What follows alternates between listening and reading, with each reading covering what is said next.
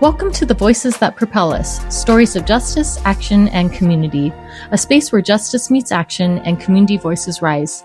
Each episode, we bring you stories from the front lines, changemakers, disruptors, and everyday heroes who are building a more just, equitable, and liberated world. This is more than a podcast. It's a call to listen, learn, and move together.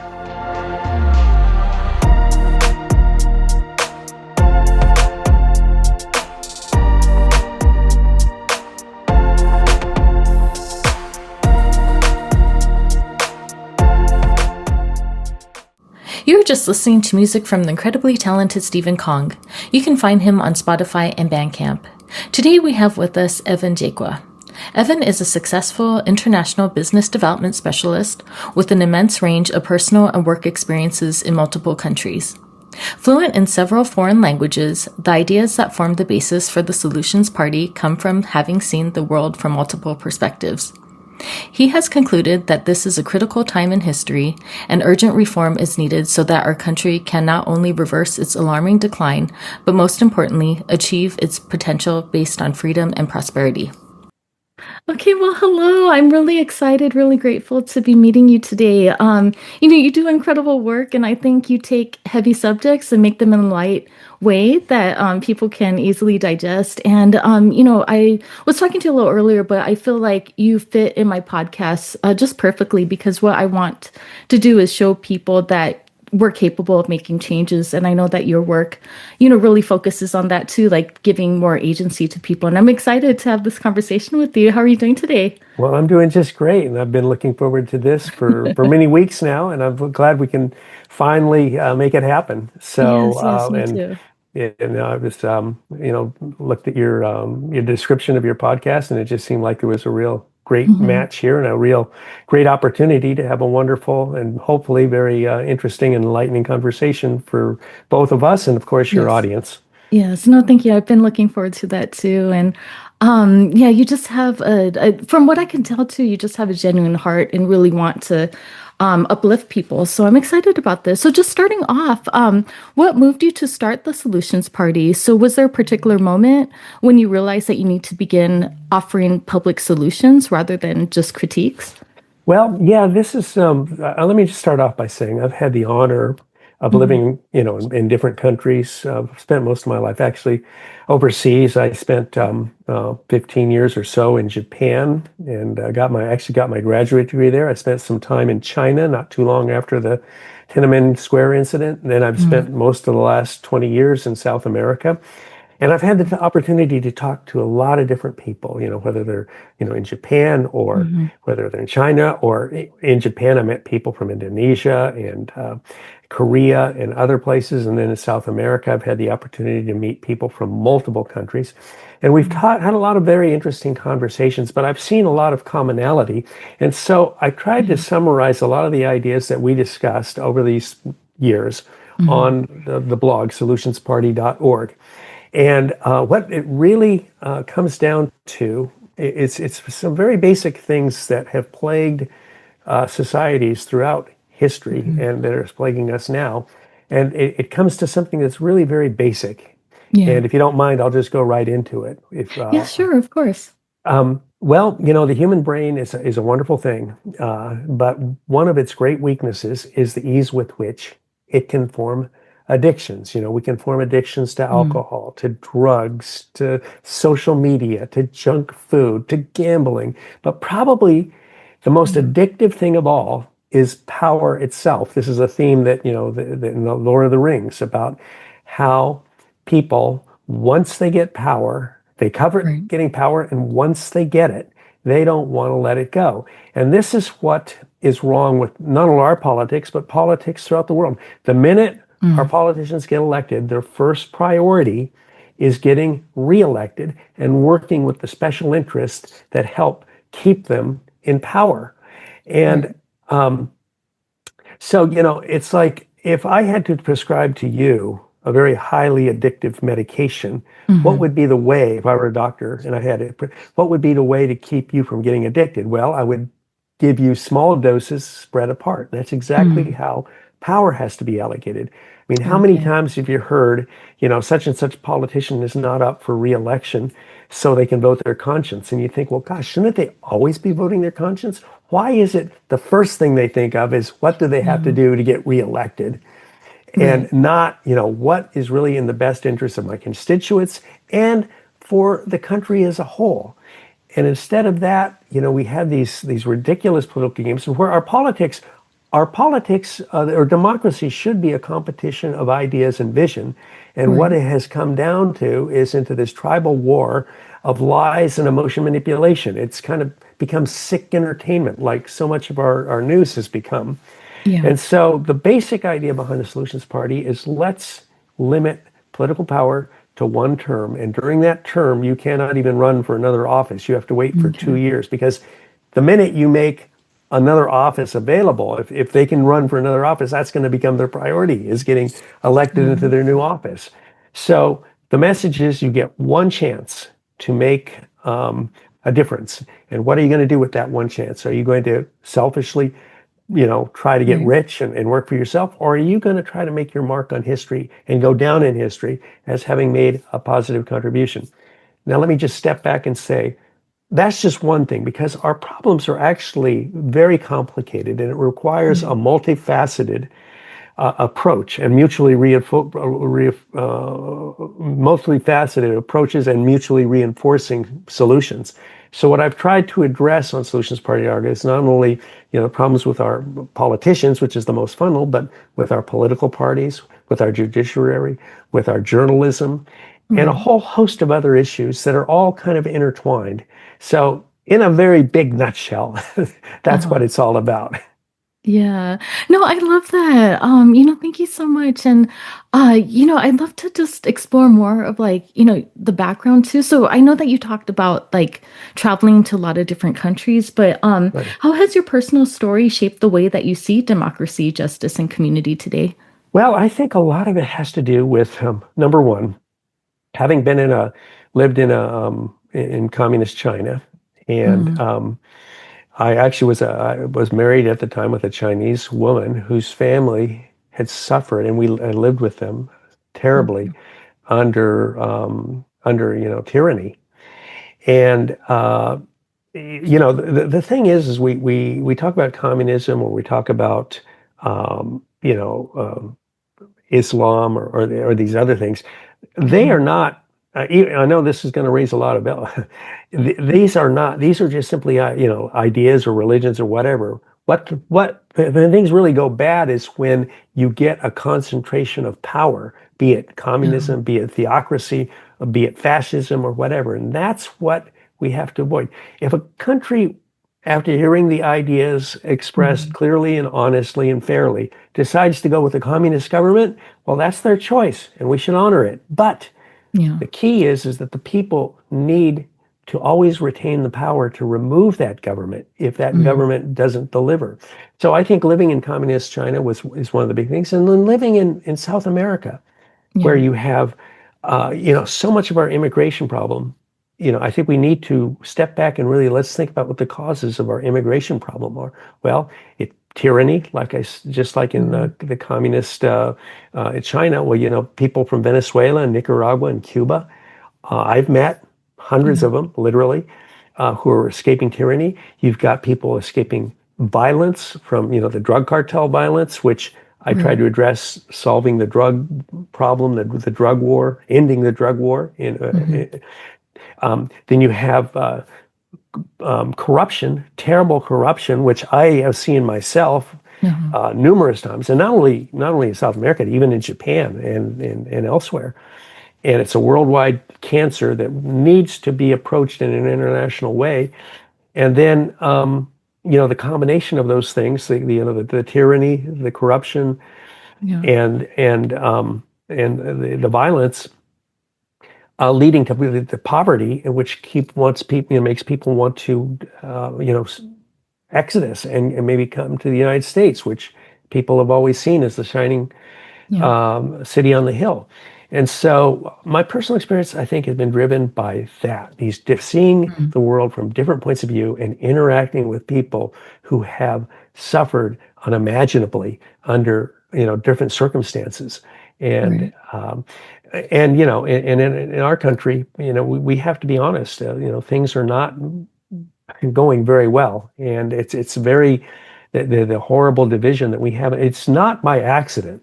Democracy is a radical experiment Right. that is still very young because throughout history, nations have been ruled by small groups of powerful elites. Right.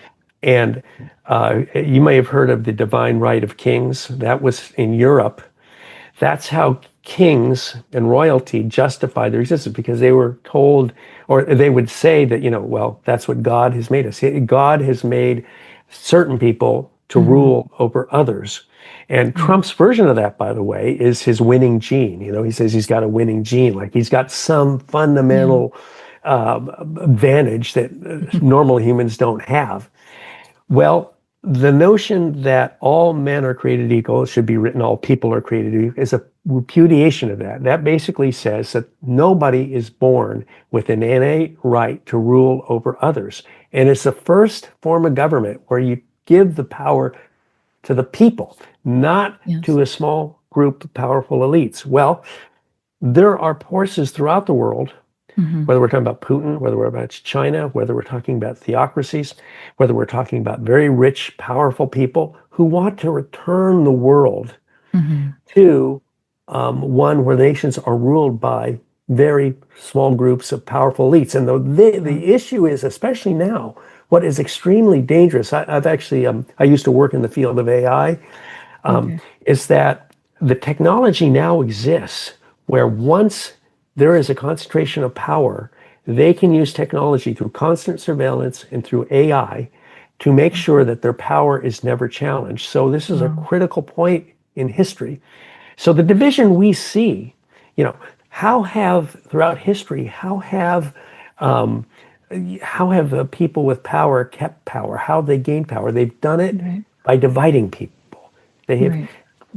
played some people off against others, or they have blamed, this group of people. Like right now, the people Hmm. think it's the immigrants that are Right. causing all these problems, or it's the Democrats that are causing problems, or it's the MAGA that's causing all these problems. The last thing that the people and organizations and rulers in power want is for the people to unite behind a common idea. They want us to be divided. And Yeah. so the division that we see now, which by the way is stoked through, by our politicians, Hmm. by our countries, the enemies of democracy, with their trolls, the Russian and Chinese and Iranian Uh-huh. trolls, they are attacking the soft underbelly of democracy to stoke emotions with lies and Yeah. divide us.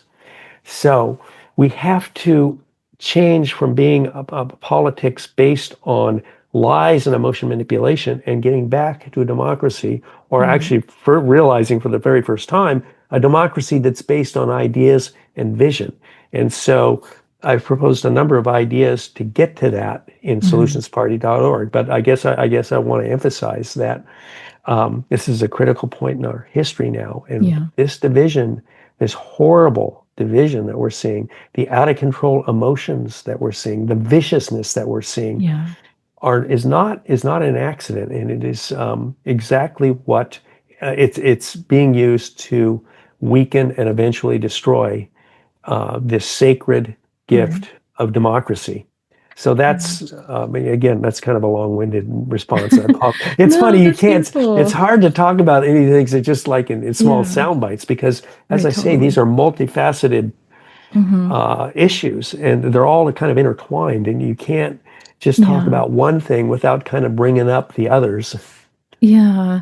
No, I totally agree with you too. And actually, I think that was the reason why I decided to start this podcast now too, Hmm. because I felt like I'm just tired of all this division and just like bickering. And what I want to show people through here is like, it shouldn't be a left or right issue or Republican or Democrat issue. Like we should all band together to, create like a better world together. And yeah, I don't want, just progressive folks on my podcast. Or like, I think just because my networks that might happen, but I just want people to see that there's a lot of different ways that we can come together. And actually, I'm glad that you brought up those points earlier because I wanted to ask you about that because I've been thinking a lot about power too and how, power lies in just like the very few and, but they're impacting, a lot of people. And so myself, I'm an activist. I consider Uh-huh. myself an activist.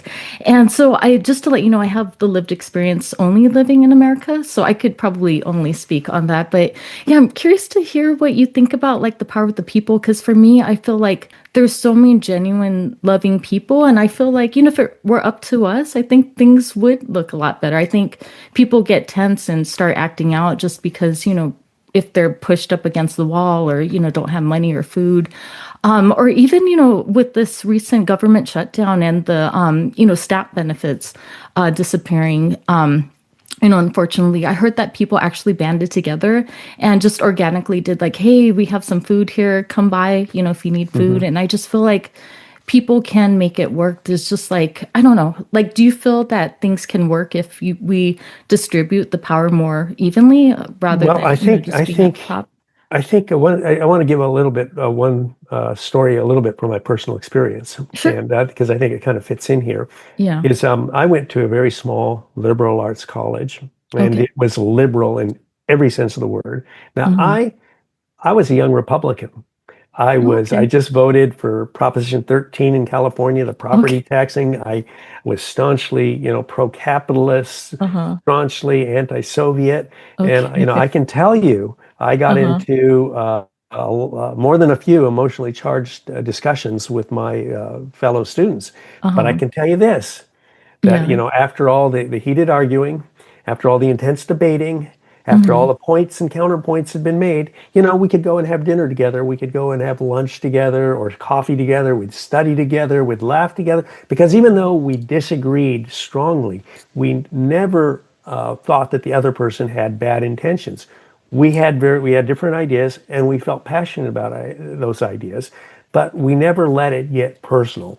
Hmm. And the thing is there are good ideas across the political spectrum. There really Hmm. are.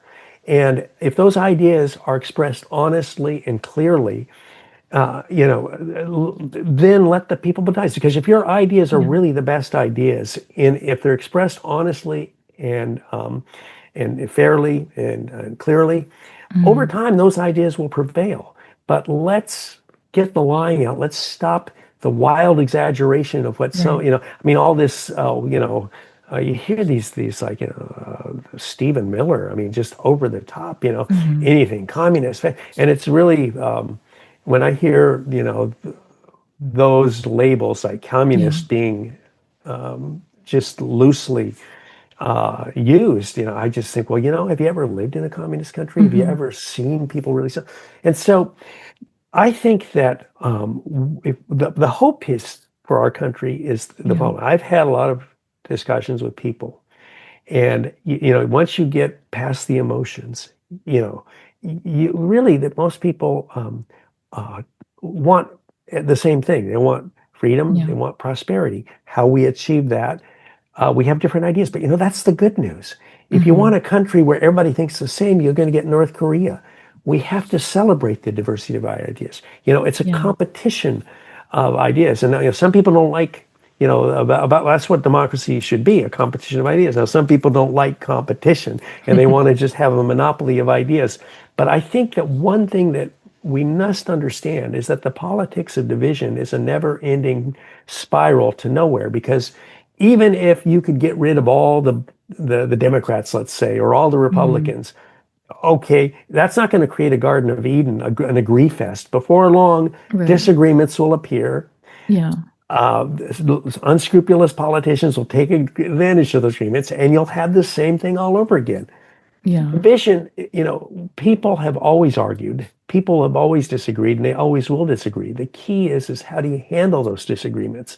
Now, in Right. the old days, how did we handle disagreement? Well, we sharpened the spears, we sharpened the swords, and Right. we went at it, and the best band of brawlers won. But eventually, we figured out that's not the best way to make things work. So Hmm. the best way to make things work is let's have an honest, open discussion of the different ideas, be Yeah. respectful.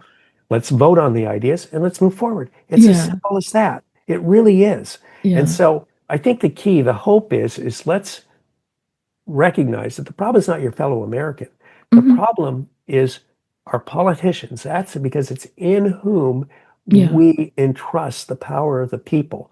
And uh, unfortunately, in the vicious pursuit of power, truth and principles are Hmm. completely expendable. Hmm. Lying, it's like, if you ever known somebody, and in our family, my family, we've had a lot of alcoholics. And Okay. an alcoholic, when they want to get their drink, they'll say anything to get it. Well, just like with power, people want power, they want to keep power, they'll say Yeah. anything to keep it. So we've got to put into place a system where politicians, either candidates for office or politicians themselves, there have to be penalties, there have to be Hmm. ramifications for being untruthful. Because if you're not truthful to the electorate can't make decisions, Yeah. based on facts. They get make decisions based on lies and misinformation, which is exactly where we are now. Yeah. No, thank you for bringing that up. And I agree with you too. I feel like the people in power are using these like trigger words to like really get people angry. So, for example, I'm thinking of like DEI. And it just like I was watching this one video where they were interviewing people and saying like, "What do you think of DEI?" And they're like, "Oh, it's horrible. It's going to destroy the country." And then they asked, "What does it stand for?" They're like, "Oh, I don't know." But I Well, think it's just yeah. like thinking of that. It's just like why if you think to like the root of it, why is diversity, equity, and inclusion such a bad thing? Because myself speaking as a person of color, I felt invisible for most of my life, but it was when I was able to talk more about my diverse experiences and like my challenges and triumphs, being a person of color in this country, that made me feel a lot more empowered. So I don't know, that's one of the things when they talk about wanting to dismantle DEI, I'm like wondering if people even realize what that really means. Well, yeah, the thing is, there's a lot of, sadly, a lot of racism, sexism, Hmm. and things behind this. I mean, if you ask 100 people what woke is, you'll get 100 different answers. But Right. basically, Yeah. what it comes down to is that probably the most common answer for the people who are anti-woke is they say, well, it's a war against white people meant to Mm. destroy white people and take their money. And, Yeah. you know, it really comes down to a fundamental question. Hmm. It really comes down, I think, to this. If a 6-year-old comes in and asks you, um, Denise, why are black people poorer than white people? Well, there are Hmm. two ways to answer that. One way is to Right. say, well, black people are less intelligent, black people are Yeah. lazy, they have decrepit values, and if you give them power, they're going to take money from the whites, defund the police so they can do what they want when they want. The Yeah. other answer is, well, after hundreds of years of brutal slavery, Hmm. after hundreds of years of brutal oppression where they were excluded and just made to live like fourth class citizens, we're Yeah. still living with the scars of that time. And Right. so, how you choose to answer that 6-year-old's question, I think there are a lot of people in our country who would answer the first way. Hmm. And there are a lot of people who would answer rightfully the second way. But there's Hmm. still a lot of racism in our Right. country. And it's not only in our country. I mean, I've seen it everywhere. I, Hmm. I kind of like to joke that racism isn't racist in the sense that you find racism in all colors. And, Hmm. and if racism doesn't choose its victims. I mean, you actually you find racism I've seen it in South America. I've seen it in Japan. I've seen it in China. And I can remember, Oh. I am one of the few, probably the few white people who's actually lived in a very, a lot of people would say is a very racist country and a very excluding country. For example, I'd be like on a train and it would be a crowded train and there would be two empty seats on either side of me. Nobody would sit next to me. Or Mm. when I went to apply for an apartment and there were signs that said no pets or white people. Or when Yeah. I got an apartment, I was ready to sign the contract and then the owner found out that I was white and he said, I'm not going to sign the contract. And the guy said, well, he's graduated from the best universities. He's got a job at a famous company. No, I don't care. I don't want it. And Yeah. so, or I went when I had hair, I went into a barber shop and the guy just he wouldn't give me any service. He just kept calling people who had come in after me. I finally left. But those experiences, I actually have a little bit of experience of what it feels like to be discriminated against. And But that, yeah, I'm curious about that though, because I don't know too much about the dynamics in like right. other countries, but I think what you're talking about, I could definitely see that as being discrimination. But I've studied a lot of race too, and what I learned too is like racism is power plus privilege. So I feel like, you know, the white power structures try to keep people of color down. That's why it doesn't benefit. But did you feel that having those experiences like took your power away though in like the Well, other you see, countries that you I were? just tend to think of it it's a lot Hmm. simpler. I just think it really Yeah. comes down to, people tend to be very tribal, and Mm. people Yeah. tend to fear those people who are different than they. And there is maybe an innate human desire to feel superior to others. That, Yeah. it's just like President Johnson said, if you tell the lowest white person that they're better than the best black person, they'll open up their wallet, they'll do anything for you. I just happen to think that, racism, its most basic form is simply, a feeling of a certain group of people Yeah. having superior feelings. Now, they might not have power. They might even, Hmm. they might feel that, I mean, they might not have the power, but they still feel themselves to be culturally superior.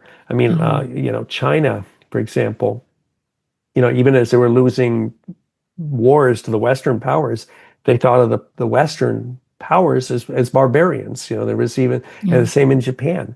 It's that, even though they were, outmatched power wise, they still had feelings that they were inherently superior people. Hmm. So I tend to think of it as a combination of just not liking, people who are different from you, people who are Yeah. outside of your tribe, that combined with a feeling of superiority, and Yeah. so in our country and elsewhere, when it has been, mixed with power, because you've had an overwhelmingly powerful white Hmm. majority Hmm. and a viciously suppressed uh, you know uh, groups of especially African Americans, but as well as Asian Americans, as well as Hmm. Latin Americans, Hmm.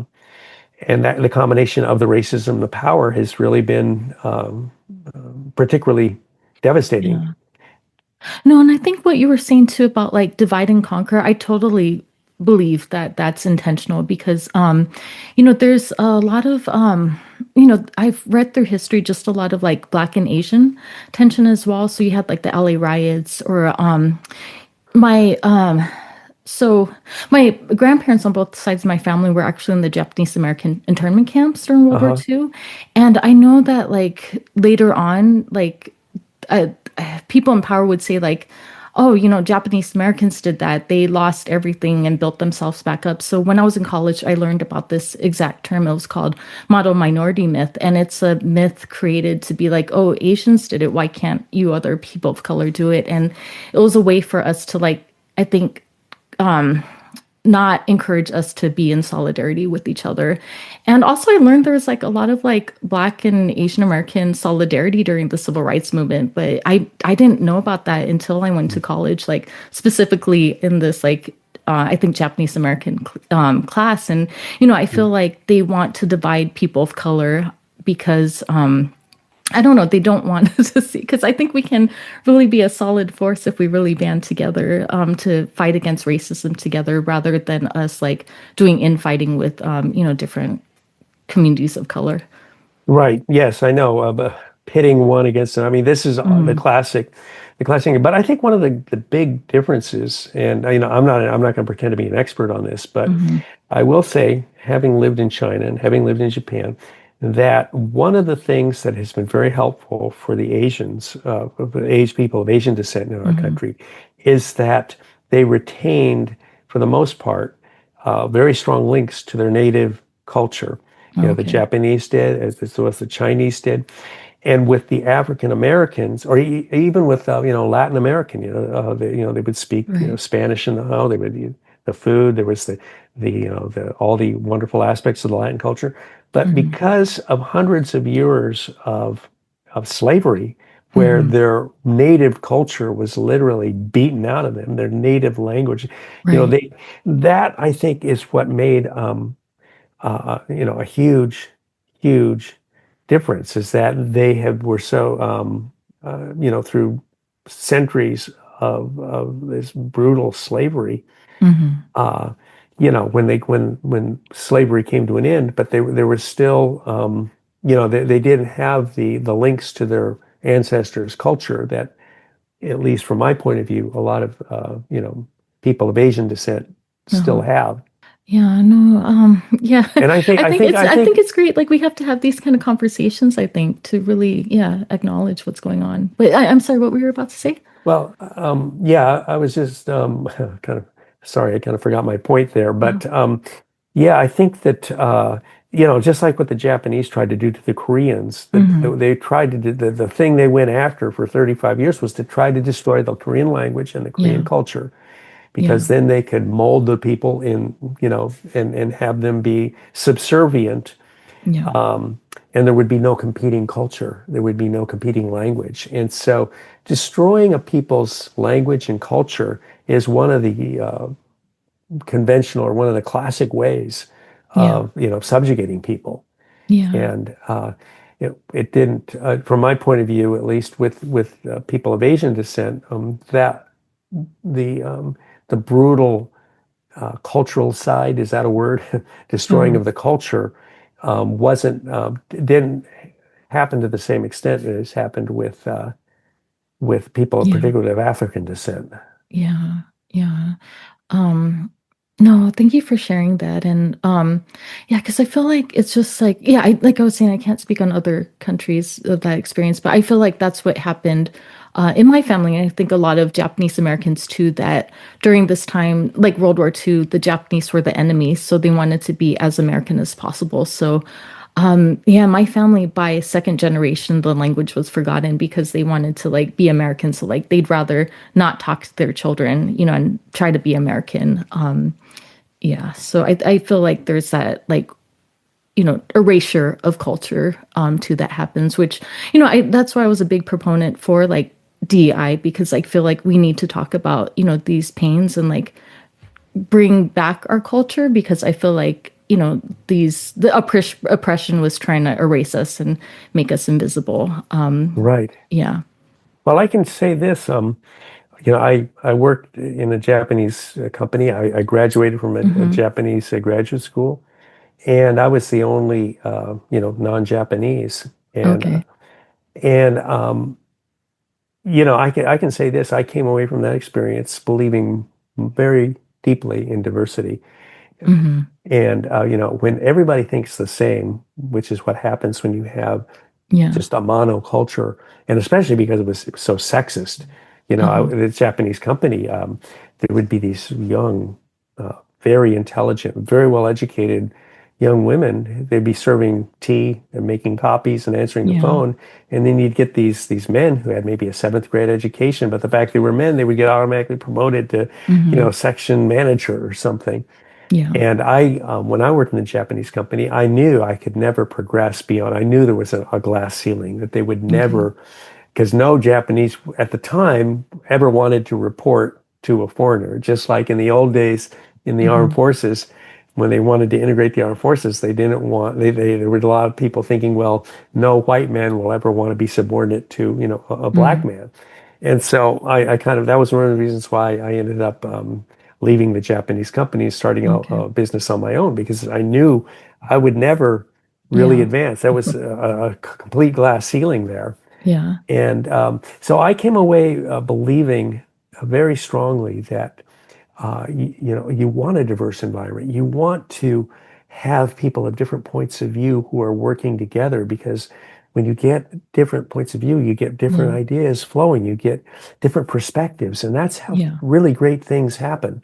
No, And I love so that. I think that diversity, equality, that's been sort of demonized, but Hmm. I think you know we have to continue to work toward helping people appreciate the value Yeah. of diversity and equity and inclusion. Because for so long it was totally the opposite. We had, no diversity, Hmm. no equality and no inclusion. Right. And a truly great society, works toward that, Yeah. not excluding, but including No, and I making love that. opportunity for everybody. Yeah, no, thank you so much for sharing all that. And I'd love to go back to the Solutions Party again. So, Sure. the Solutions Party tackles some of the country's biggest challenges. So, Uh-huh. what core values guide you the way to propose solutions?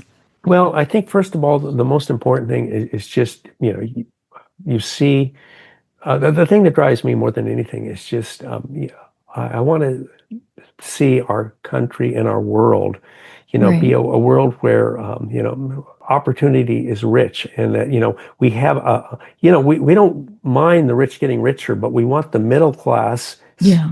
to grow and to have its percentage of the overall wealth to be ever greater portion. That's not what we have now. We have more and Hmm. more and more concentration of wealth at an ever smaller group. And so for me, the basic thing that drives me is that I just I Yeah. care very much about the future for our children. I care very much about the state of the planet, and I care very much about democracy, and that this great experiment in democracy is in very Yeah. grave danger. And if we allow it to collapse now, the Hmm. technology exists to ensure that it will never come back. And so this is why I feel it's such a critical time and that we need to address, the fundamental problems, which start with our politicians. Hmm. But then, we talk about political parties. George Washington warned about political parties, and rightfully so, because they become tribalized. You Yeah. know, as the great historian Carol Quigley said, organizations tend to become institutionalized, which means that they tend to take on a life of their own, where Yeah. the priorities of the organization become the priority, not what the organization actually Right. had been set up to do. Uh-huh. And so this is what we have with our two parties now. They too tribal. There's too much tribalism. It's too much. Well, let's just say corruption. And so one of the things that I propose as solutions, let's make political. We want the best of both worlds, Yeah. where political parties exist to allow people of similar ideas to come together, organize their ideas, and present candidates for office accordingly. But we don't want them to exist so long that they become mindlessly tribal. So let's put a Yeah. time limit on government recognized political parties. After, say, Yeah. 12 years, they must be disbanded. The new parties cannot be led by former leaders. Hmm. And that, I think, will go a long way to breaking the tribalism. And I think also, some people might say, well, won't the new political parties just be carbon copies of the old ones? And I think, well, no, nobody's Hmm. going to want to say we're exactly like the last guys. They're going to want to propose new and exciting solutions for the problems of that particular time. And so Yeah. that's one of the things that we need to address is the tribalism in our political parties. And we do that by limiting our political parties. Let's Yeah. address lying in politics. Let's One of the most important articles is some ideas to make our journalism great again, because the thing is if you believe, as I do, that the Uh-huh. pen is mightier than the sword, then our journalism has to be at least as important as our national defense. Our Uh-huh. national defense defends us against enemies from without, but our journalism defends us from enemies and those who wish to do us harm from both within and without. If we Yeah. don't have a common set of facts, then we devolve into the situation we have now, where you have these information silos and people existing in their own little worlds. Yeah. And the problem that has happened is, back in the old days, to start a news organization, was quite an investment. If you wanted to start a newspaper, you had to have printing presses, you had to have Okay. reporters, you had to have an advertising department, you have a way to distribute the newspapers. Starting a television network or a radio network required a huge investment. Yeah. But now anybody with a laptop and a web page can start a news site. And Right. so news is no longer a viable business like it used to be in the old days. So how are quote unquote, news organizations making money now? Well, if you look at Hmm. Fox News and others, they're in the business of not of informing, but of emotional manipulation, Yeah. but misinformation, it's become entertainment. And so we have to get back to a widely trusted and robust journalism. And I think what we have to Yeah. do to achieve that is let's have what we call a national press fund, Okay. which the government contribute to, corporations contribute to, individuals can contribute to. Yeah. And then if you get a journalism degree, you'll automatically, qualify for getting a monthly stipend. And that Okay. monthly stipend will increase if you write well-written, relevant articles. And those articles can be analyzed for their neutrality, for Yeah. their relevance, for how well written they are, for how well their sources are cited.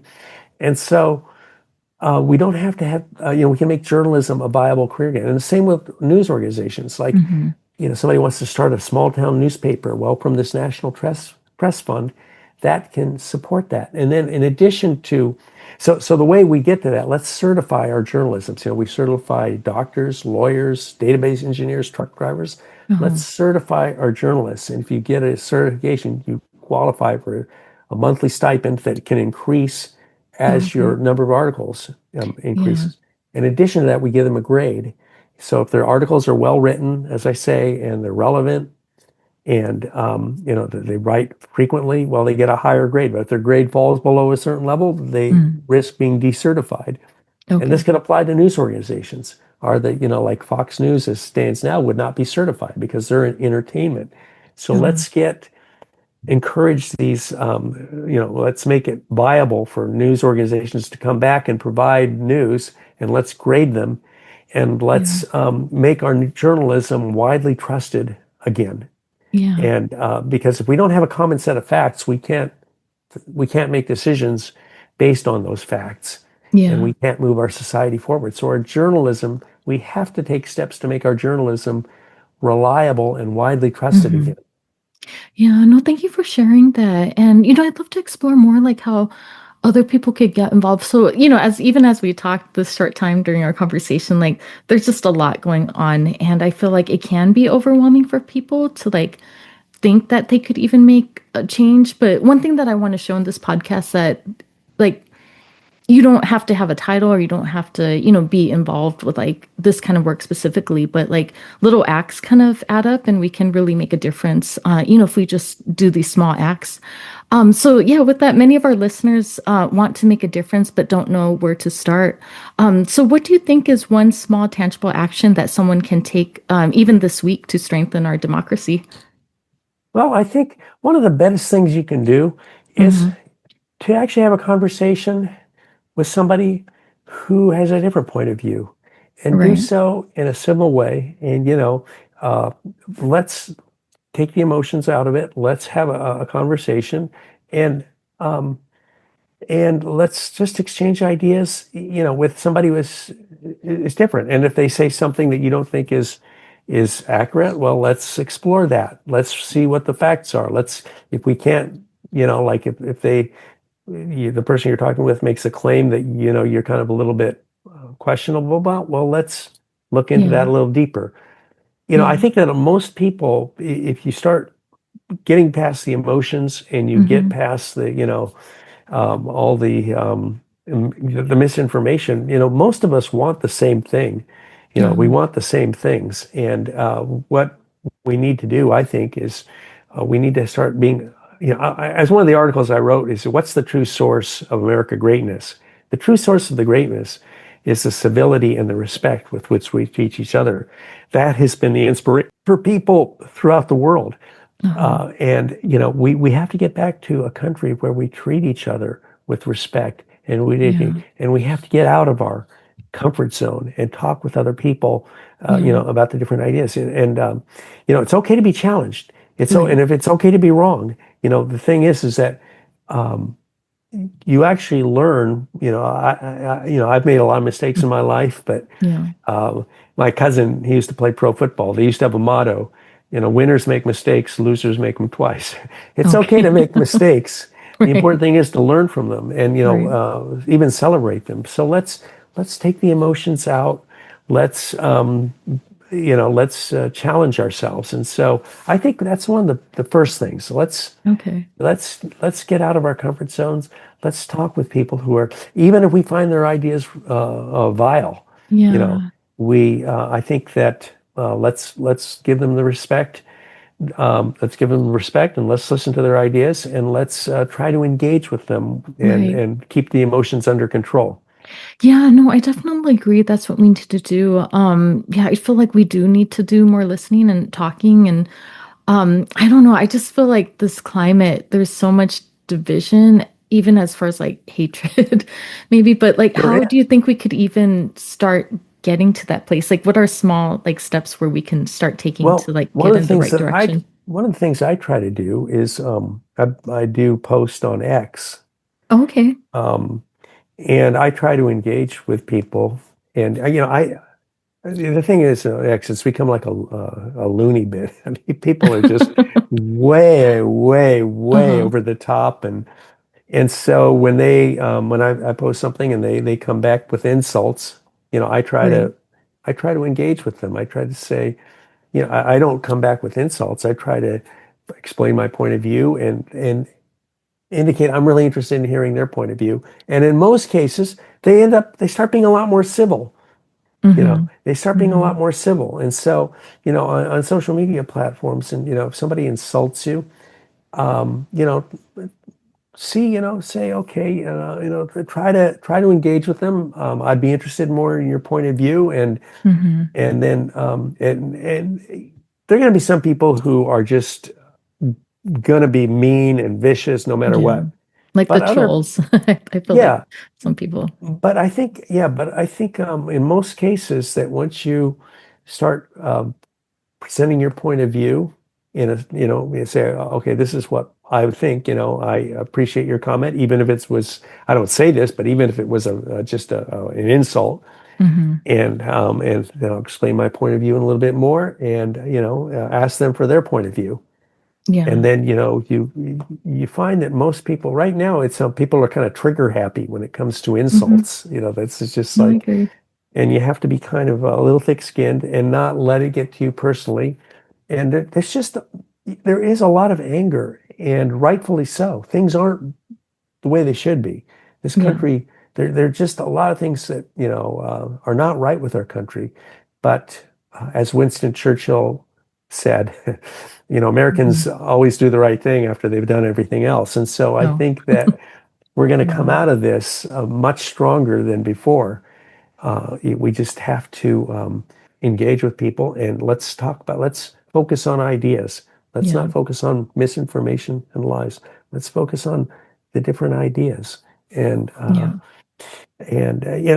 I've been very encouraged, by the way, with these conversations. I've had the honor of talking with people across the political spectrum, That's and wonderful. I it's just amazing how at the end it's like, yeah, I really Hmm.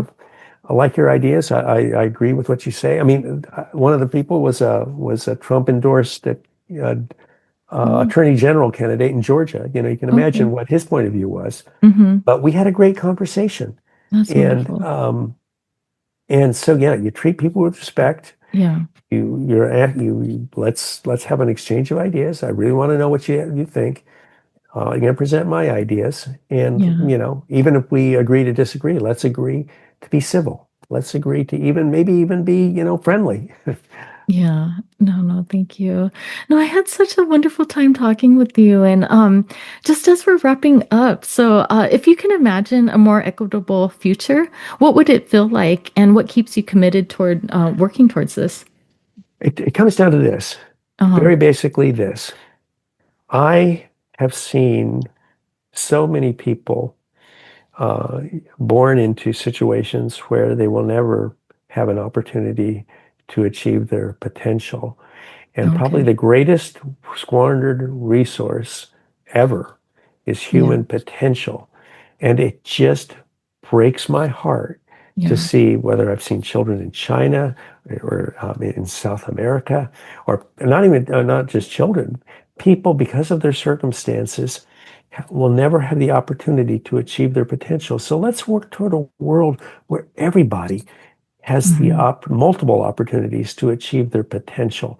Yes. Let's, that's the greatest, I don't want to say crime in all of human history. Hmm. It's just there's so many people who could do great things if Yes. they were given the opportunity. So let's work toward a world where everybody has an opportunity. And I don't think that's I do not believe that's just pie in the sky thinking. I believe we can No. achieve that. I Hmm. really do. And I base this on my experience from living around the world, from talking Yeah. to different people and seeing the wonderful commonality we have, even across the different cultures, across the races, across the different Yeah. religions. There's so much we have in common. And so if we break the monopoly of power, and Right. make power, as we say, allocated in small segments so that we never get a concentration of power, and we get our politicians, our elected officials working for us, we can make great things happen. Yeah. There's just a lot of ideas behind that. Whether we're talking about economic ideas, which I Hmm. try to address as well. Um, but I really believe that. So that's what drives me, and I think it's a world that most of us would want. No, I agree too. No, I think that's really beautiful and wonderful. And I wonder if it's also like shifting the way people think about things or again, how we use language. So, for example, I'm thinking like, why do people look down so much or say like, oh, this person just wants a handout when they're like struggling financially? Like, you should, yeah, I don't know why people be okay if like people struggling, like, lift them up. But, I think when people are born into wealth, like people don't have that same like, oh no, you just got pass down the wealth. You need to work for it. It might happen, but not as often. It's just like assume, I don't know, like people born into wealth, they don't have to work these like 2, 3 full-time jobs just to make ends meet. And I feel like it just like people talk about, you know, folks without those access to resources more negatively than like, people who are Well, more well off. the thing is there have been a lot of vicious discussions about, refugees and immigrants from South America. And, Hmm. I've been in South America many years. And I meet these people who've escaped from Venezuela and Nicaragua, and they're working their hearts out. They work Yeah. I mean, they work unimaginably hard and they get hardly any money at all. But Right. what little money they get, they send to their families back in Venezuela to help keep them. I mean, these are people who really, really struggle. And, Yeah. these are the sort of people who would be an honor to have people of those values Hmm. in our country. And then you have the other side of the coin. Right. Like, let's talk with our president. Has he ever had to look for Hmm. a job? Has he ever had to write a resume? Has he ever Hmm. known what it's like to feel the sting of a job rejection? Has he ever had to borrow $100 to make till he gets to the next paycheck? Uh, Uh-huh. You know, and um, the thing is that these struggles that we go through, they make us better as a person, Hmm. and these struggles make us better, and I would rather have had those struggles than to go through life like he does with that Hmm. ghost tugging at his elbow saying, you wouldn't be nothing if it weren't for your daddy's money. Because Right. that insecurity follows him Right. every day. Right. And that's why he's the way he is, and why a lot of rich people who are born into wealth are that way. Uh-huh. Because just like I met the son of the founder of one of these huge Japanese companies. Okay. He was very arrogant, and that was actually defensive because Hmm. he knew people were Okay. thinking that same thing. You wouldn't be where you are if it weren't for your daddy. Yeah. And so, I think I wouldn't trade, the life of struggling in various Hmm. times for having a life where I never knew that, because those struggles, hard as they are, Yeah. they help make us better. And Yeah. the No, thing I is, agree. is that uh, if you combine great values with opportunity, you get great results. Yeah. There are lots of people in South America and these refugees have great values. They just don't have opportunity. And Yeah. then you have people with great opportunity, but they don't have the values to take advantage of those opportunities. Right. So we want a world with people who have the values, have values, and who have opportunity, because then great things happen. Yeah, no, that's so beautiful. I think that's a perfect way to end off, just on that positive note. And I had a really wonderful time talking with you. Thank you again for your time. But just lastly, how can people find you if they'd like to connect with you? Well, just solutionsparty.org. It's the Okay. website, www. It's got the email, info@solutionsparty.org, or that's the way. And also, I post a lot on X. Now, on X, I tend to be a little, what do I want to say? I like to be a little humorous and make jabs at Yeah. our president, because he's such an easy target. Right.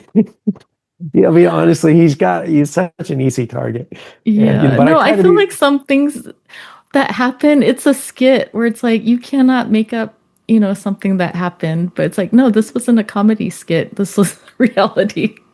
Yeah, he's and but I tell people when they get mad at me, I say, Hmm. that's a great political tradition of ours, is Right. mocking our leaders. And so, but unfortunately, it's become almost like a cult. I mean, the people are just Hmm. so obsessed and Yeah. infatuated. But we'll get past this, because it's built on non-truths, let's just put it euphemistically. And Oh.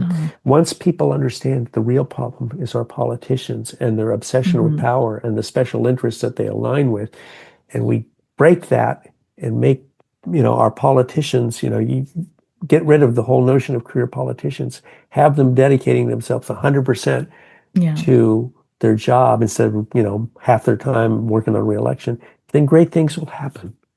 Great. Okay, well, thank you again so much. I really wish you all the best. You're doing wonderful work, and yeah, I hope that you have a good rest of your day.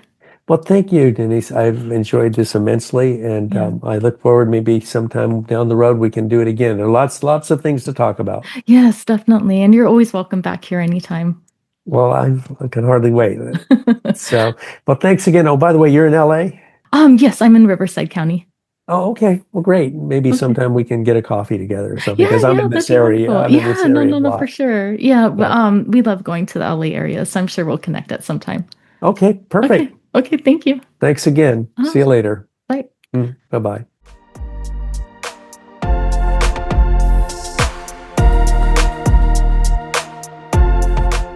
Thank you for being here and tuning in to Voices That Propel Us, stories of justice, action, and community. Your presence in this movement matters. If today's conversation moved you, share it, talk about it, and keep the work going. Together, we're not just imagining change, we're making it. Until next time, stay bold, stay grounded, and stay in the fight.